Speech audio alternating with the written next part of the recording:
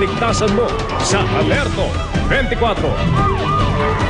3,000 tableta ng ilegal na gamot na pampakalma ang nasabat sa isang tinatawag na buy-bust operation sa Makati. Arestado ang 3 suspect na nagbebenta nito. Si Ian Cruz, Alerto 24. Pasado alas 10 ng gabi nang isagawa ng isang team ng Anti-Illegal Drugs Special Operation Task Force o PNP-AIDSOT ang buy-bust operation sa panulukan ng Arnaiz Avenue at Pasong Tamo sa Makati City gamit ang bungkos ng perang ang pangilalim may ginipit na dyaryo na kung tawagin ay Budel Money. Nakabili ng 3,000 tableta ng Valium ang mga otoridad mula sa 3 katao sakay ng AUV. Prohibited drug ang Valium na may generic name na Diazepam, isang uri ng pampakalma. Kailangan ng reseta ng doktor bago ka makabili nito. May kabuang halagang 30,000 pesos ang nakuhang volume mula sa 3 suspect.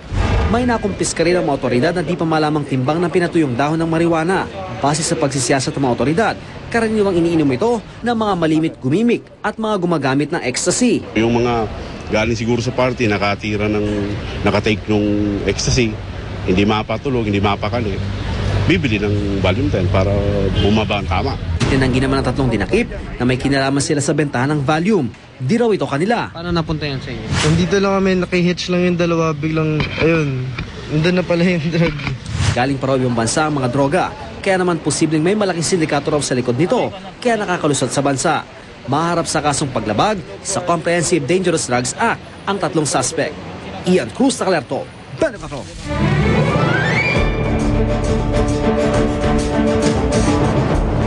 Humarap sa iba't ibang forum ang ilang tumatakbong pangpangulo. Kabilang na dyan ang forum ng PPCRV na tila inisnab ng maraming kandidato. Nakatutok si Mari Zumali.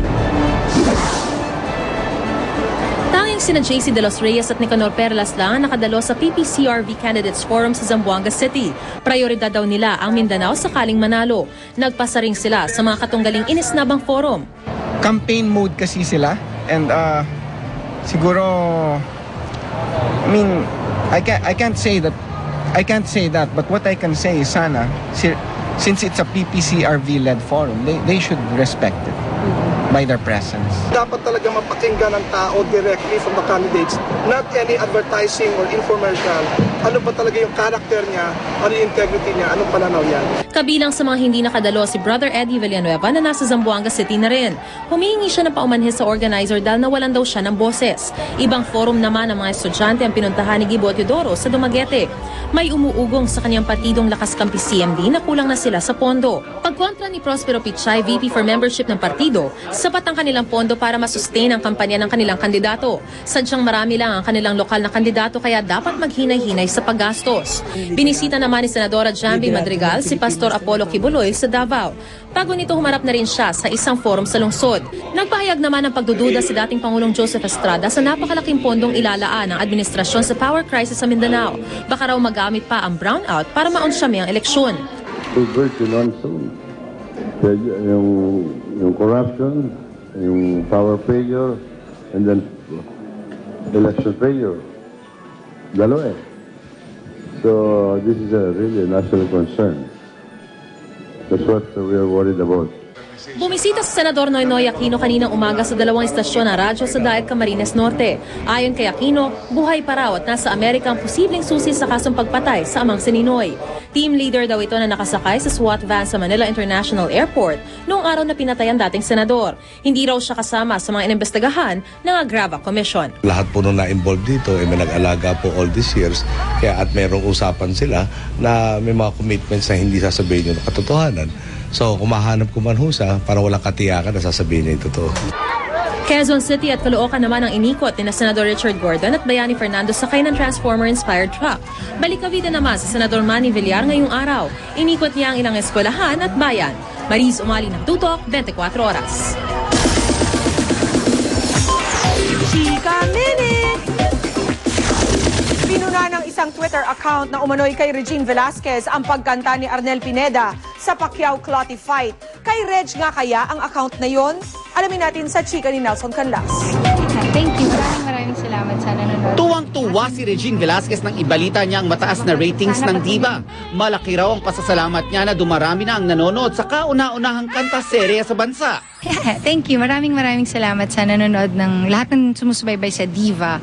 At sana patuloy niyo pang subaybayan ng Diva dahil ang dami pang mangyayari. Nabanggit din ni Regine na sobrang hands-on ang boyfriend na si Ogie Alcacid sa pagbuo ng show na Party Pilipinas. Madalang na nga raw silang magkita, pero sa darating na Holy Week, a manpulo bound sila. First time. So, at least meron kaming time together. Na kaming dalawa lang. Napalitan ng pagkadismaya, ang masayang tono ni Regine ang ikwento niya sa amin ng tungkol sa Twitter account na ito na hindi naman daw kanya. Sa Twitter account makikita ang mga komento tungkol sa pagkanta ni Arnel Pineda ng national anthem sa laban ni Cloty at Pacquiao. Maganda na rin na i-correct ko kasi baka akalain ng mga nagtutwitter, ako talaga yan. Hindi po ako yan kasi wala po akong Twitter account.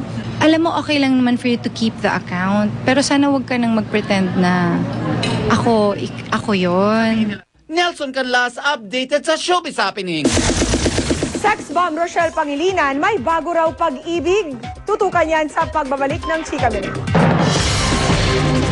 Susunod, washing machine sa Japan para sa aso.